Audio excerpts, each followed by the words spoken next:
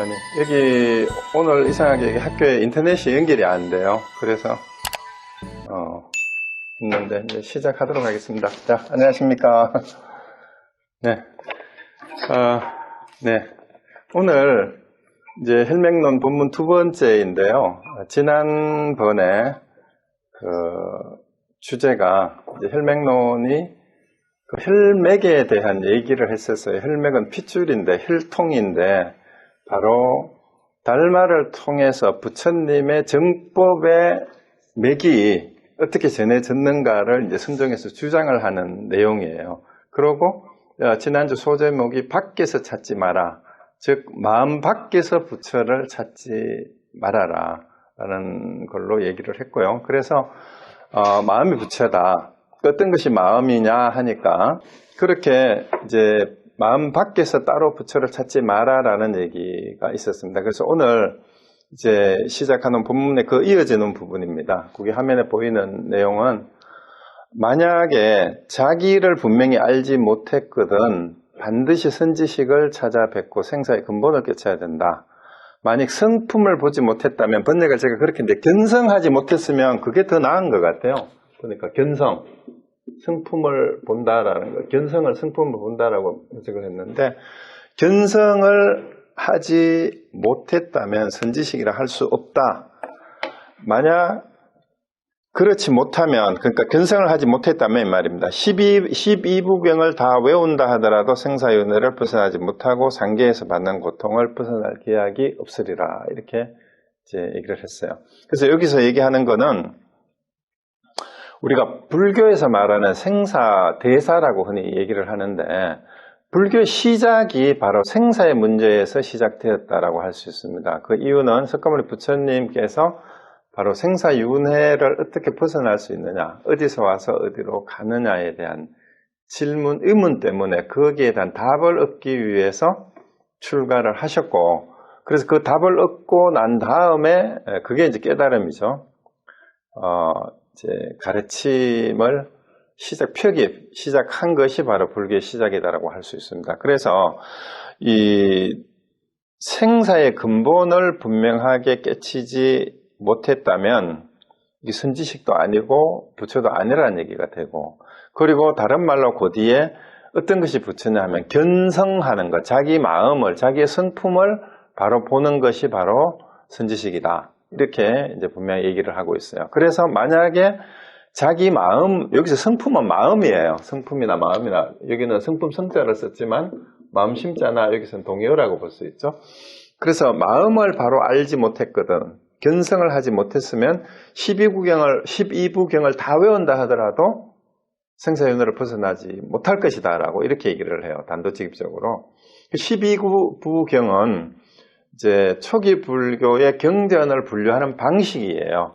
그러니까 그 경전이 12가지라는 뜻이 아니고 경전의 내용과 형식을 보면 그러니까 말씀을 설하는 게 있고 개성으로 얘기하는 게 있고 수기를 얘기하는 부분이 있고 그래서 내용과 형식의 그 종류에 따라서 이제 분류를 하면은 12가지의 가르침이다, 형식의 가르침이 있다라고 하는데 결국은 12구경이라는 얘기는 초기 불교에서 말씀하시는 모든 경전을 다 포함하는 거예요. 그러니까 경전을 다 외워도, 그러니까 요즘 한국식으로 얘기하면 8만 대장경을 다 외우더라도 해석은 그렇게 하는 게 좋아요, 오히려.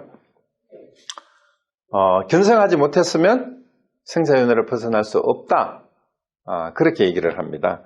그리고 오늘 이제 소제목이 견성을 해야 부처다라고 이제 제가 제목을 그렇게 붙였잖아요. 그러면 왜 그렇게 얘기를 하는가예요. 왜 그렇게 우리가 생사의 근본을 알지 못하면 선지식이라 할 수 없고 성품을 보지 못했다면 선지식이라 할 수 없다라고 얘기를 하는데 우리가 이 깨달음에 대한 기준이나 견성에 대한 기준을 뭐 오매이련이, 동정이련이, 몽중이련이 이런 얘기를 하고 있는데 전에도 한번 말씀을 드렸지만 깨달음이나 견성에 어떤 기준이 따로 없어요. 그래서 오매이래가 됐느냐, 동정이래가 됐느냐 이런 얘기는 오히려 이 견성하고는 관계없는 얘기예요. 그래서 무슨 얘기냐 하면 이 견성을 하지 못한 상태에서 오매이래가 되느냐 몽정이래가 되느냐는 아무 의미가 없습니다. 그래서 결론부터 얘기하면은 본성 자체는 깨닫고 나면은 동정이나 오매하고도 아무 관계가 없어요.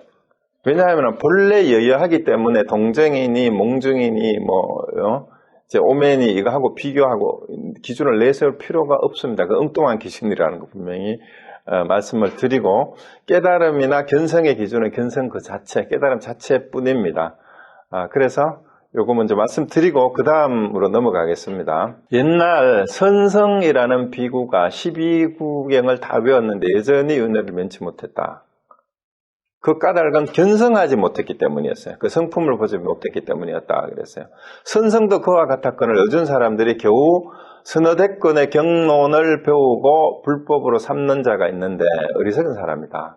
만일 자기 마음을 알지 못하면 부질없는 문구나 외워서는 아무런 쓸모가 없다. 이제 그렇게 돼 있죠. 자, 여기서 선성비구는 그 열반경에 나오는 비구인데, 이게 일설에 의하면 부처님의 아들 가운데 한 분이었다라는 얘기가 있는데 확실하지는 않아요.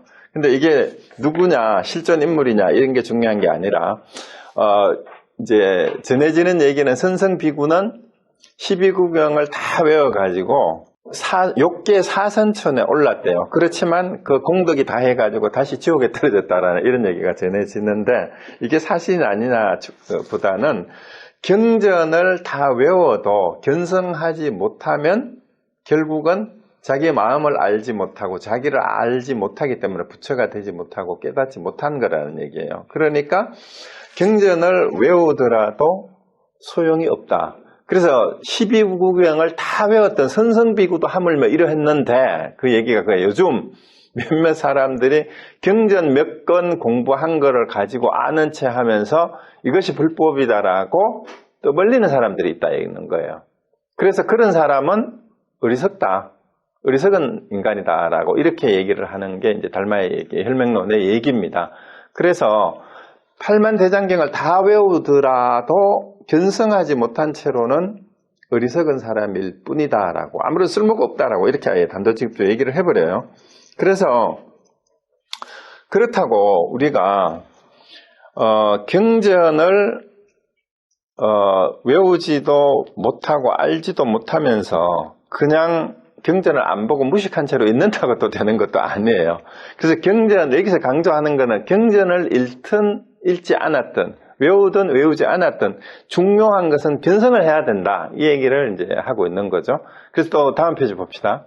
내용 자체가 크게 어렵지는 않아요, 논리적으로는. 근데 어떤 것이 견성이냐가 결국 남아있는 것일 뿐입니다. 자, 그 다음 페이지는 이제 부처를 찾으려 한다면 곧바로 모름지기 성품을 보아야 한다, 견성해야 한다 이 말이에요. 그러니까 부처가 되고자 하면 견성해라 이 말입니다. 그런데 이 견성하는 것이 성품이 곧 부처래요. 여기서 마음이 부처란 말이나 성품이 부처란 말은 똑같은 말입니다.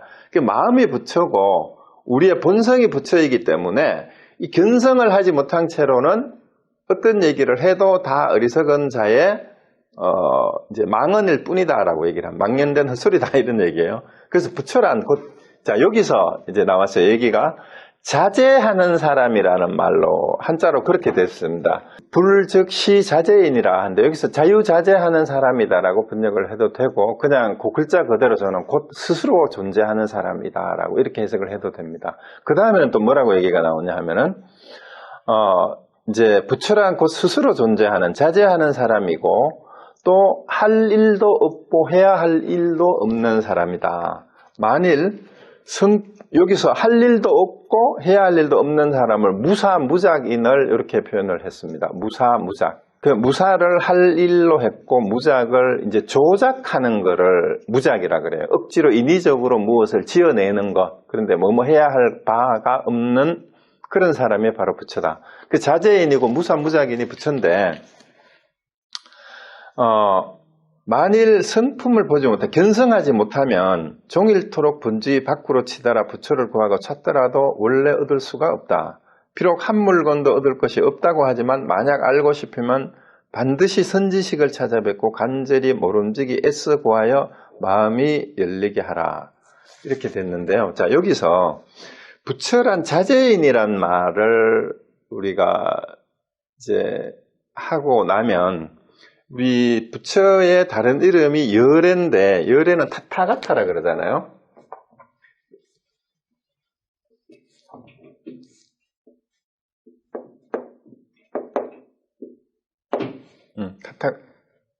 타타가 앞에 T죠.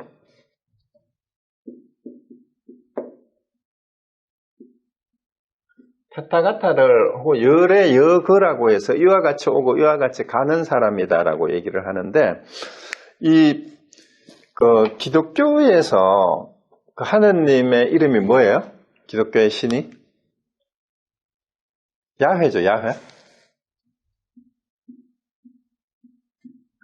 근데 기독교 성경에 보면은 이제 하나님을 표현하는, 진술하는 표현이 야훼 아셔 야훼라는 말이 있어요. 야훼 아셔 야훼는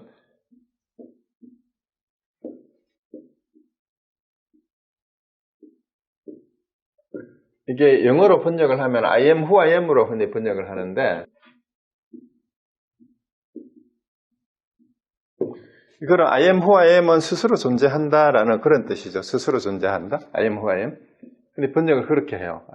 근데 여기서 야훼 아셔 야훼라는 요 표현을 영어로 번역을 해서 I am who I am이라고 이렇게 번역을 했을 때, 사실은 이 불교에서 말하는 타타가타라는 열의 여거라는 말하고 거의 같은 뜻이에요. 지금 이 순간에 이와 같이 존재한다라는 그런 의미가 이제 부처가 스스로 존재한다라는 자재인이라고 얘기했잖아요. 자재인. 물론 자재인 앞에다가 자유자재인이라고 얘기하는데, 이 자유라는 말도 이 한자 그대로 스스로 말미암는다라는 뜻이에요. 어떤 원인에 의해서 생겨나는 것이 아니라 그 자체가 원인이고 그 자체 스스로가 존재하는 뜻이 자유자재라는 뜻이에요.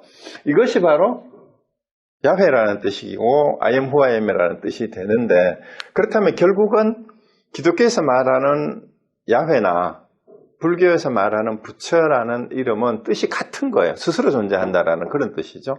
그래서 스스로 존재하고 어떤 원인에 의해서 존재하지 않고 있는 그대로이기 때문에 굳이 인위적으로 뭘 만들어서 조작을 해서 자기 존재를 증명해야 될 이유가 없는 존재가 바로 스스로 존재한다라는 그런 뜻이에요. 그게 아셔고 그게 야훼고 바로 그게 부처라는 뜻으로 이렇게 볼 수가 있겠죠. 그래서 이 논리적으로나 이제 실질적인 내용으로 보면 기독교에서 말하는 신이나 불교에서 말하는 부처가 사실 뜻이 같아요. 그러면 우리가 이제 흔히 특정 종교를 믿는 사람 다른 종교를 좀 폄훼하고 비방하고 이런 경우도 많이 있는데, 우리가 생각하는 이 자존이나 자재라고 표현하는 야훼나 부처는 말 그대로 절대 존재예요. 절대라는 말이 이 끊을 절자잖아요. 끊을 절대, 상대가 없는 이런 뜻이 절대라는 뜻이에요. 그럼 절대라는 말은 상대적인 것이 아닌 존재니까 스스로 존재하는 존재가 절대예요. 그런데 절대에다가 자를 붙이면 어떻게 돼요?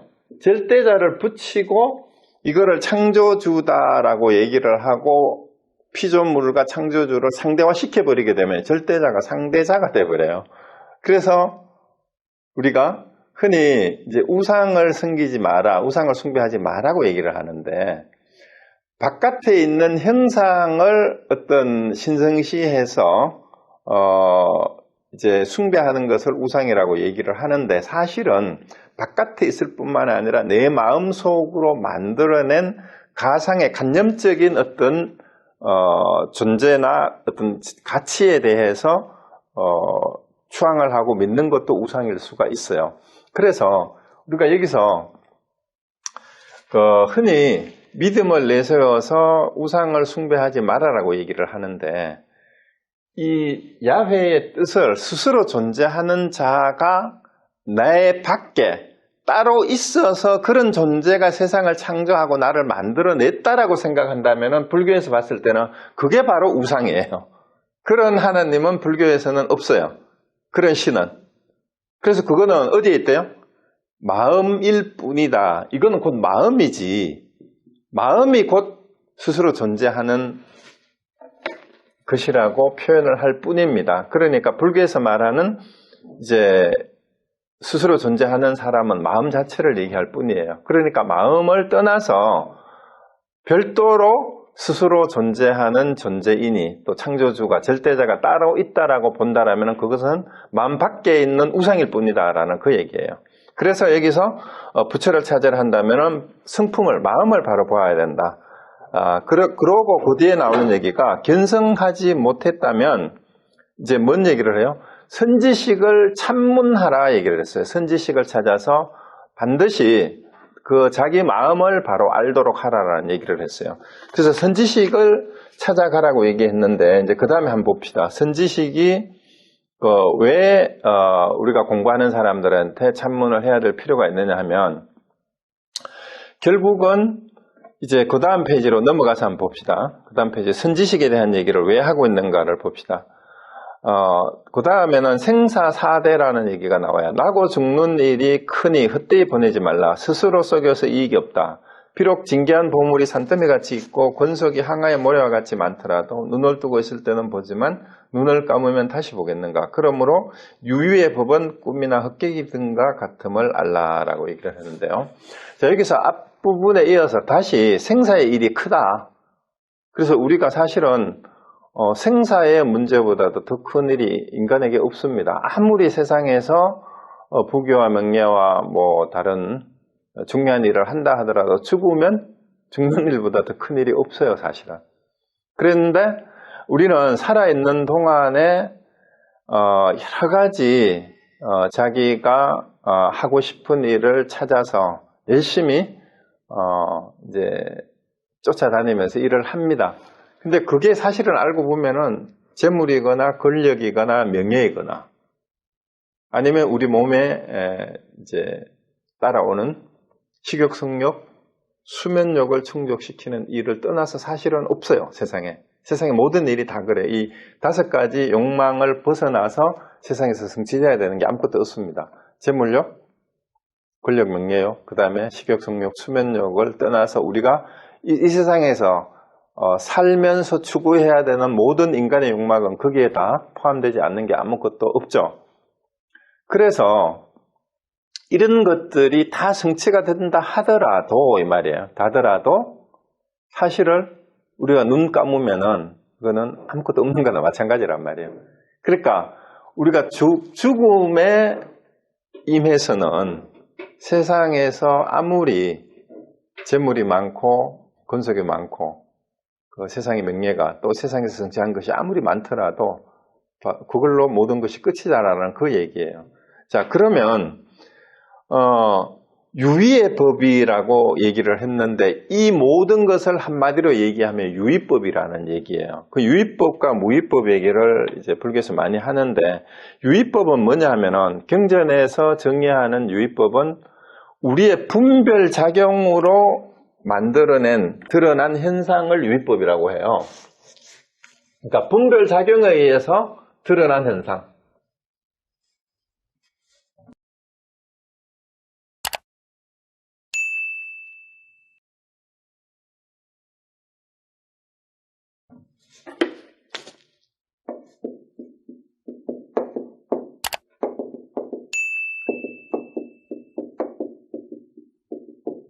분별작용으로 만들어낸 드러난 현상을, 그러니까 분별작용에 의해서 이 말이야. 분별작용으로 드러난.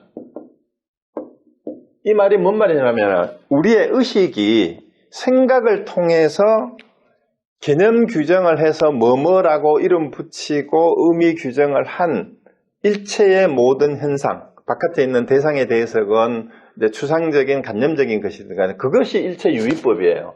근데 이 유의법은 분별작용에 의해서 만들어낸 것이기 때문에 실체가 아니다. 그래서 이거는 다 허망하다, 공이다라고 얘기를 하는 거예요. 그럼 무의법은 뭐냐 하면 무의법은 그럼 반대로 생각하시면 됩니다. 분별작용에 의해서 만들어진 것이 아닌 것이 유의법이에요. 그럼 유의법은 뭐냐 하면 무의법은 분별작용이 아닌 것이니까 분별작용이 일어나기 이전 것이에요. 분별작용에 의해서 만들어진 것이 아닌 것이 바로 무의법이니까 다르게 표현하면 한 생각 이전이 바로 무의법이고 그 다음에 그걸 뒤쪽으로 돌리면은 일체 모든 생각, 분별작용, 번뇌망상이 소멸된 것, 그건 열반이에요. 이 열반이 바로 유의법입니다. 자, 무의법입니다. 무의법. 그리고 무의법은 열반은 우리가 이제 목표로 우리의 번뇌망상을 다 없애버린 상태. 모든 욕망이 다 꺼져버린 상태가 열반이라고 한다면, 거꾸로 분별작용이 일어나기 이전의 순수한 상태도 무의법이라고 할 수가 있어요. 그래서 우리가 지금 요 교재에서 얘기하고 있는 세상에 진귀한 보물이 산더미 같고 권속은 이제 일가 친척 친구를 말하는 거죠. 자기를 따르는 무리들이 말이에요. 아무리 항아의 모래소와 같이 많다라는 얘기는 뭔 말이냐. 권속이 항아의 모래와 같지만 내가 지도자로서 아무리 나를 추종하는 사람들이 뭐 수십억이 되더라도 이 말입니다. 그러니까 이거는 다 유의법이라는 얘기예요. 눈 감으면 내가 죽음에 처해서는 아무 소용이 없는, 나한테 내가 가지고 갈 수 없는 거다라는 그 얘기죠. 그 죽을 때 내가 세상에서 아무리 출세를 하고 부귀영화를 얻었다, 누렸다 하더라도 죽을 때 가지고 갈 수 있는 거 아무것도 없다는 얘기예요. 그 초기 경전에 암경에 그 얘기가 있죠. 이제 부인이 4명이 있는 사람이 있었어요.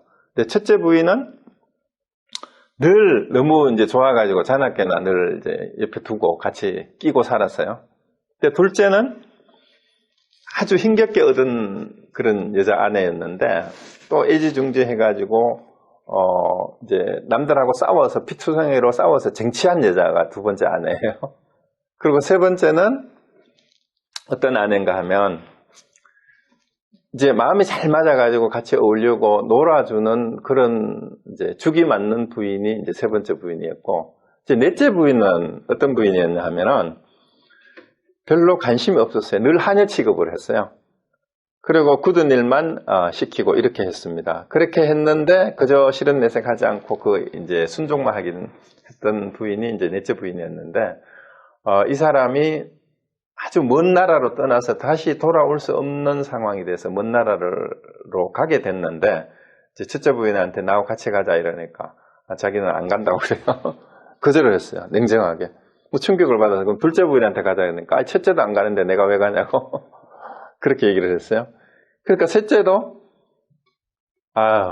우리 죽이 맞아서 같이 잘 놀았으니까 먼 길 떠날 때 성문 밖에까지 배웅은 하지만 저도 같이 가지는 못하겠다라고 얘기를 하는 거예요.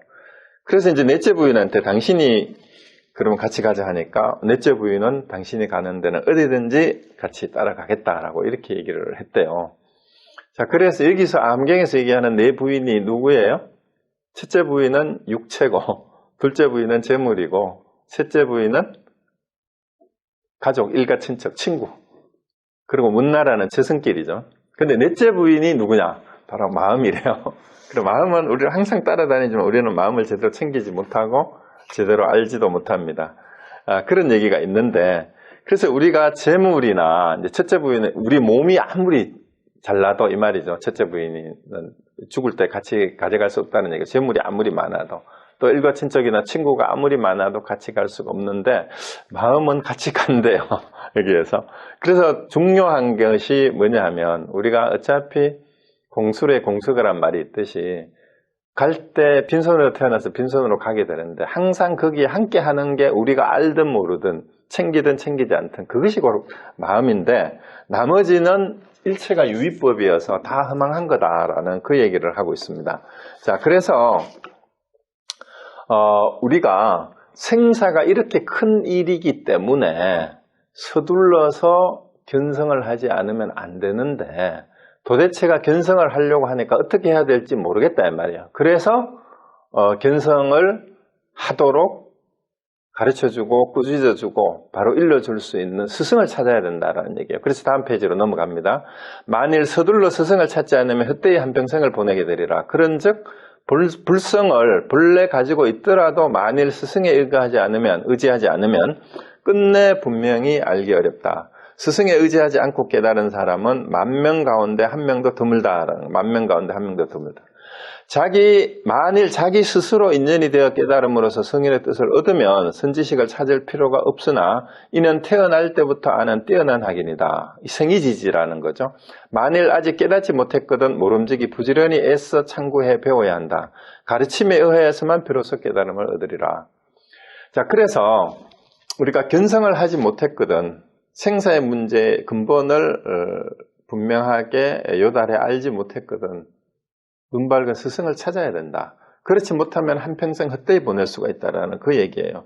근데 여기에서 스승 없이 깨달은 분은, 이제 석가모니 부처님 같은 분은 스승 없이 깨달았어요. 그렇지만 그 전에 다른 스승들은 많이 찾아다녔습니다. 찾아다녔는데 거기에서 궁극적인 깨달음은 아니다라고 해서 이제 혼자 보리수나무 아래에서 이제 맹산 끝에 깨달았다라고 하는데 이런 사람들은 10,000명에 1명도 드물기 때문에 이제 스스로 인연이 돼가지고 정말 깨달을 수 있다면 선지식을 찾을 필요가 없지만 이런 사람은 정말 드물어요. 그 생이지지 태어날 때부터 아는 사람을 생이지지라 그러는데 이거 논어하고 중용에 나오는 말이죠. 생이지 논어에 나오는 말이에요.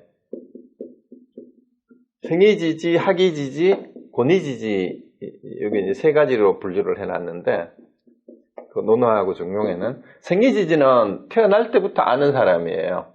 태어날 때부터 아는 사람. 그리고 학이지지는 배워서 아는 사람. 권이지지는 배웠는데도 참 곤란해. 진짜 힘들어. 어렵게 아는. 배워도 참 잘 안 되는 그런 사람을 권이지지라 그래. 그래서 흔히 상중하로 이렇게 나누는데 생이지지는 타고난 천재라는 얘기예요.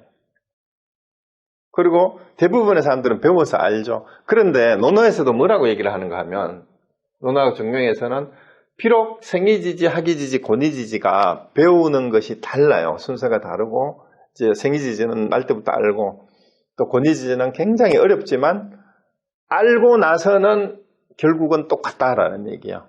이제 여기에서 자기가 생이지지가 아니거든 스승을 찾아서 배워야만 깨달을 수가 있다라는 그 얘기를 합니다. 그래서 이게 이런 얘기를 하는 이유도 이제 혈맹론에서 이제 그 조사서를 분명하게 하고 있잖아요. 그죠? 부처님으로부터 이신전심으로 법을 전해받은 사람이 직접 달마 이후에 이렇게 해가 그다음에 그 누굽니까 승찬 도신 그다음에 홍인 육조 해능을 통해서 이 선종의 법맥이 부처님의 법맥이 이렇게 내려져 왔으니까 이 선지식을 찾아서 공부를 제대로 해야 된다라는 얘기를 이렇게 하고 있는 거예요. 그래서 깨닫지 못했거든 참고해서 배워야 된다. 그래서 가르침에 의해서만 비로소 깨달음을 얻을 수 있으니까 혼자서 책을 몇 권 보고 안다고 하지 말아라. 그래서 앞부분 했던 얘기가 12부경을 모든 경전을 다 외웠던 선성비구도 그 공덕이 있어가지고 사선천의 하늘에서 태어났지만 다시 지옥으로 결국은 떨어지고 말았다. 선성비구도 이러했는데 경전 몇 권 얻어 걸린 것 가지고 아는 척하고 자기가 공부가 됐다라고 생각하지 말아라는 얘기예요. 그래서 내가 분명하게 견성을 했는지 아닌지 이제 생사의 문제 근본이 해결이 됐는지 아닌지를 분명히 하라라는 그런 얘기예요. 그래서 이 선지식을 찾아야 되는데 어떤 사람이 그럼 선지식이냐라는 거는 이제 뒤에서 계속 이제 나오는데요. 배우지 않아도 된다. 이런 사람은 스스로 분명히 알았다면 배우지 않아도 되지만 미혹한 사람과 같지 않다라고 얘기하는 부분은 여기 이제 우리 고려대장경하고 신수대장경이 조금 원문의 차이가 있는데 만약 분명히 알았으면 그러니까 생이지지라면 자기가 이 말이에요. 그리고 정말로 깨달았다면 더 이상 배우지 않아도 돼요. 왜냐하면 내가 이미 깨달았으니까. 그런데 미혹한 사람하고는 다르다 이 말이에요. 그런데 검고 흰 것도 분별하지도 못하면서 부처님의 가르침을 편다고 망언을 하는 사람이 있어요. 부처님을 편다고 망언을 하면서 부처님을 비방하고 법을 욕되게 하는 것은 이제 그 법을 어지럽히는 것이라는 거예요. 미혹한 사람들이 검고 흰 것도 분별하지 못하면서 부처님의 가르침을 편다고 망언을 한다면 부처님을 비방하고 법을 어지럽히는 것이다. 이와 같은 무리는 비오듯이 설법을 하더라도 이 말이에요. 그러니까 청산유수 같이 말이죠. 설법을 하더라도 모두가 마구니의 말이요 부처님의 말씀이 아니다. 그런 스승은 악마의 왕이요 제자는 악마의 백성이다. 미혹한 사람들은 그의 지휘에 따라 모르는 사이에 생사의 바다에 떨어진다라고 아주 쉽게 너무 이제 노골적으로 무시무시한 얘기를 해요. 그래서 여기서 하는 얘기가 근거인 것도 분별하지 못하면서 흑백도 분별을 못하면서 이제 경전먹건을 얻어가지고 안다라고 떠든다면은 그거는 망령된 말을 하는 거다. 망언이래요. 그게 바로 부처를 비방하고 욕되게 하는 것이다. 그래서 이런 사람이 아무리 설법을 청산유수같이 하고 제대로 하더라도 다 마구니의 말일 뿐이다라는 얘기예요. 근데 사실은 세상에 보면 자칭 도인이나 스스로 깨달았다고 얘기하는 우리가 이제 착각 도인이라고도 얘기하는데 스스로 도인이라고 얘기를 하면서 이제 스승 역할을 스승 노릇을 하는 사람들이 의외로 많아요. 무슨 정법이니 그리고 또 자칭 깨달았다고 하면서 어떤 단체를 만들어갈 수련을 지도를 한다고 그러면서 사람들을 모아가지고 현혹하는 사람들이 사실은 동서고금을 막론하고 늘 있었대요. 이제 그런 사람들이 흔히 말하는 사이비 종교의 지도자들인데 또 어떤 단체는 돈을 받고 기간을 정해가지고 그 과정을 거치면은 인가를 해준대요. 근데 그게 상식적으로 말이 안 되죠. 어떤 수행이, 깨달음이 돈 액수하고 기간을 정해가지고 단계를 거친다고 깨달아지는 그런 깨달음은 없습니다. 물론, 어떤 수련 과정을 이제 정해놓고 그 과정을 거치게 하는 그런 과정은 있을 수가 있지만 정말 깨달은 사람들은 돈을 받고 기간을 정해가지고 그렇게 인가를 해주는 법은 지금까지 하나도 없었어요. 그래서 의외로 그런 사람들한테 현혹돼가지고 이제 재산을 다 갖다 바치고 가족도 등지고 그런 사람들이 의외로 많습니다. 그래서 이런 사람들을 왜 마군이라고 욕을 하는가 하면은요, 우리가 성경에, 기독교 성경에도 그 말이 나오고 불경에도이나 아니면 조사어록에 맹인이 맹인을 인도하면은 어떻게 돼요? 모든 사람을 낭떠러지나 구덩이로 다 떨어뜨릴 수가 있어요. 그래서 지도자가 깨닫지 못하고 거짓으로 설법을 하게 되면은 바로 맹인이 맹인을 인도하는 것처럼 여러 사람을 파탄에 이르게 합니다. 그래서 옛날 조사들은 깨닫지 못하고 거짓 깨달았다 하는 사람은 죽어도 죄가 되지 않는다라고까지 그렇게 강하게 얘기를 했는 이유가 뭐냐면은 깨닫지 못하고 깨달았다고 하는 사람들은 많은 사람의 인생을 망쳐요, 통째로. 그게 우리가 사이비 종교에서도 보잖아요. 온 집안을 다 망쳐버립니다. 그래서 인생을 완전히 망치게 하기 때문에 그런 사람은 어떤 추악한 범죄보다도 더 이제 그게 악독한 범죄이니까 여기서 마군이고 악마의 왕이고 그 제자들이 악마의 백성이 되는 거다라고 이렇게 얘기를 하는 겁니다. 그래서 자기도 모르게 이제 그런 사람에 속아서 결국은 생사의 바다에 빠져든다라는 얘기죠. 그래서 우리가 일부 근위의식에 젖어 있는 종교 지도자들이 의외로 많아요. 그게 뭐 스님이 승려가 됐든 목사가 됐든 아니면은 우리 불교계 내에도 자칭법사, 자칭포교사라고 얘기하면서 자기 스스로 깨닫지는 못했으면서 그저 아름아리로 책 몇 권 보고 그 다음에 주소들은 지식을 가지고 아는 체 하면서 지도자 인연하는 그런 사람들이 많은데요. 그런 사람들 정말 조심해야 됩니다. 그리고 또 잘난 체 하기 위해서 자기가 좀 아는 걸 가지고 남을 가르치려 드는 사람들도 정말 자기가 견성을 하지 못했으면 겸손해야 됩니다. 입을 닫아야 돼요. 그래서 우리가 스스로 깨닫지 못했거든 어디 가서 아는 체를 하지 말아라 라고 얘기를 많이 하는데 또 그렇다고 해서 나 같은 사람이 어떻게 깨달을 수 있겠느냐라고 스스로 비하를 해서도 안 됩니다. 그래서 깨닫지 못했으면서 스스로 깨달았다고 착각하는 거는 이제 암만심이 높아서 이런 사람들이 이제 문제가 될 수가 있는데 스스로 반대로 나 같은 사람이 어떻게 깨달을 수 있겠느냐 하고 자기를 비하하는 사람은 더 힘들어요. 그런 사람은 인연 없는 중생이 됩니다. 부처를 만나도 깨달을 수 없어요. 나 같은 사람은 깨달을 수 없다라고 생각을 하면 부처도 어떻게 할 수 없다라는 게 인연 없는 중생은 어쩔 수 없다는, 부처도 구제할 수 없다는 얘기가 그 말입니다. 그래서 여기서 이제 마구니처럼 경전 몇 건 읽은 거를 가지고 함부로 떠들어서도 안 되지만 설법을 한다고, 반대로 지나치게 또 자기 스스로를 낮추어 가지고 나 같은 사람은 깨달을 수 없다라고 생각을 해서도 안 됩니다. 그래서 두 개를 다 이제 버려야 되고요. 그 다음에 이제 그 다음에도 또 계속해서 왜 깨닫지 못하고 견성하지 못하고는 함부로 법문을 해서 안 되는가에 대해서 아주 강력하게 거듭거듭 반복 얘기를 합니다. 그 다음 보십시오. 다만 성품을 보지도 못한 사람들이 망령되이 일컬어 부처라고 하는데, 견성하지 못했으면서 이 말이에요. 견성하지 못한 사람이 자칭 부처라고 얘기를 하는데, 어디서 이제 누구나 다 부처다, 다 불성이 있다, 이런 얘기를 이제 교학적으로 얘기를 하잖아요. 그러니까 나도 부처고 니도 부처고 다 부처 아니냐라고 얘기하는데, 이런 중생들은 대죄인이라고 얘기를 해요. 큰 죄인이다.